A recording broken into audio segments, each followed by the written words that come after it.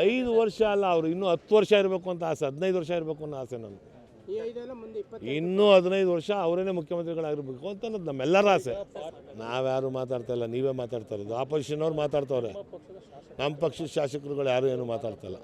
ಈಗ ನಾವು ಹೇಳ್ತಾ ಇದ್ದೀವಿ, ಈಗ ನನ್ನನ್ನು ಕೇಳಿದ್ರಿ ನೀವು, ಮುಖ್ಯಮಂತ್ರಿಗಳಾಗಿ ಸನ್ಮಾನ್ಯ ಸಿದ್ದರಾಮಯ್ಯ ಸಾಹೇಬರು ಇರಬೇಕು ಅಂತೀವಿ ನಾವು. ನಮ್ಮ ಪಕ್ಷದವ್ರು ಇರಬೇಕು,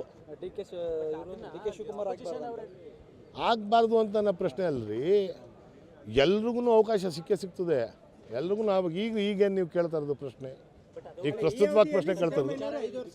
5 ವರ್ಷ ಅಲ್ಲ, ಅವರು ಇನ್ನೂ 10 ವರ್ಷ ಇರಬೇಕು ಅಂತ ಆಸೆ, 15 ವರ್ಷ ಇರಬೇಕು ಅನ್ನೋ ಆಸೆ ನಾನು. ಇನ್ನೂ 15 ವರ್ಷ ಅವರೇನೇ ಮುಖ್ಯಮಂತ್ರಿಗಳಾಗಿರ್ಬೇಕು ಅಂತ ಅನ್ನೋದು ನಮ್ಮೆಲ್ಲರ ಆಸೆ. ಏನು ಬೀರಲ್ಲ, ಯಾವುದೇ ಕಾರಣಕ್ಕೂ ಏನೂ ಆಗಲ್ಲ. ನನಗೆ ತಿಳಿದಂಗೆ ಎಲ್ಲ ಕ್ಷೇತ್ರಗಳಲ್ಲೂ ನಮ್ಮ ಕಾಂಗ್ರೆಸ್ ಶಾಸಕರು ಇರುವಂಥ ಕ್ಷೇತ್ರಗಳಲ್ಲಿ ಎಲ್ಲ ಥರದ ಕೆಲಸನೂ ಸೊಗಸಾಗಿ ಮಾಡ್ಕೊಂಡು ಹೋಗ್ತಾ ಇದ್ದಾರೆ. ಏನು ತೊಂದರೆ ಇಲ್ಲ ಅಂತ ಅನ್ಕೊತೀನಿ. ಚುನಾವಣೆ ಬಂದಾಗ ಚುನಾವಣೆ ಇಶ್ಯೂಸ್ಗಳೇ ಬೇರೆ ಇರ್ತದೆ, ಅದ್ರ ಮೇಲೆ ಚುನಾವಣೆಗಳು ನಡೀತದೆ ಅಂತ ನನ್ನ ಅನಿಸಿಕೆ.